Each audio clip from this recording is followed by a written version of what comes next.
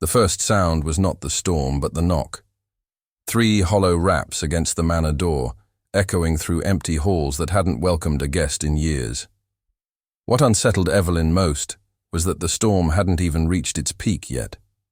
Whoever stood outside had arrived before the worst of it, as if they had known the night would turn violent. And as you'll soon discover, nothing about this night was coincidence.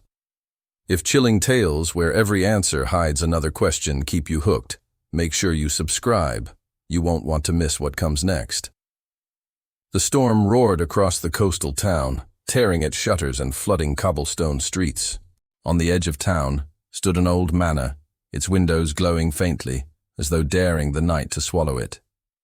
Inside, Evelyn Hart sat in the library, her teacup long gone cold. A historian by trade, she had returned to uncover secrets buried in her family's past. Vanishings, locked rooms, whispered curses. One diary had left her shaken. Her great-grandmother's last words. "Do not let the house keep you after midnight." The clock above the fire read 11:47. Evelyn's eyes kept straying to the hallway doors, rooms she never entered. Tonight she meant to. Then came the knock again. She opened the door to find a young man, drenched but eerily composed. "Please," he gasped. "My car broke down." Something in his gaze unsettled her, but she let him in. He gave his name as Daniel, though his story shifted with each question. Then he asked, almost casually, "How many of you live here?" "Just me," Evelyn replied. "Are you sure?"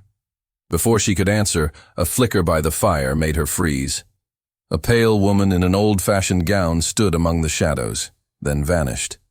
The clock chimed midnight. The manor changed. Doors slammed. Drafts cut through sealed rooms. Daniel sprang up. "We need to leave. It's beginning." "The storm?" "No, the house." He ran to the front door, but it was locked from the inside. Evelyn hadn't locked it. Upstairs, footsteps dragged slowly across the floorboards. If this is gripping you already, hit subscribe so you never miss the next twist in the dark.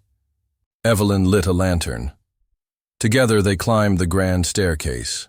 The portraits of her ancestors lined the walls, but their faces had changed. The eyes cruel, the smiles mocking.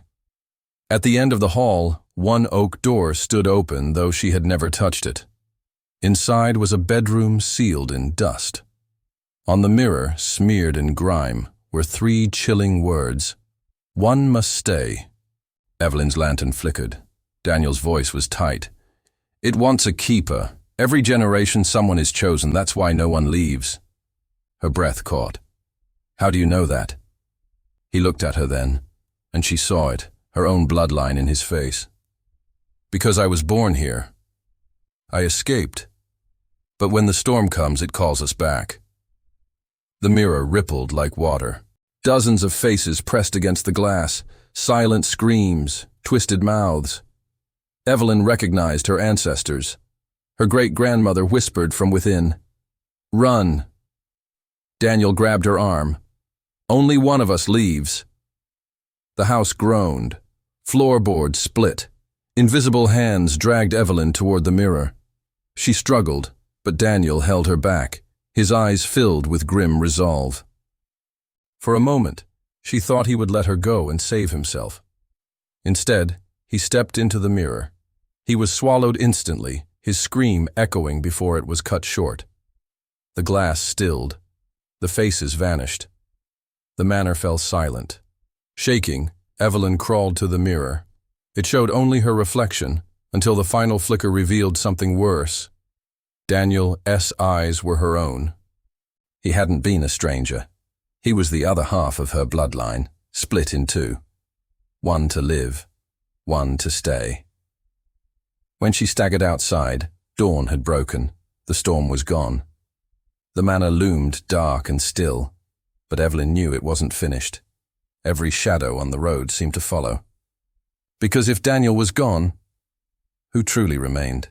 If that ending gave you chills, you'll want to hear the next tale.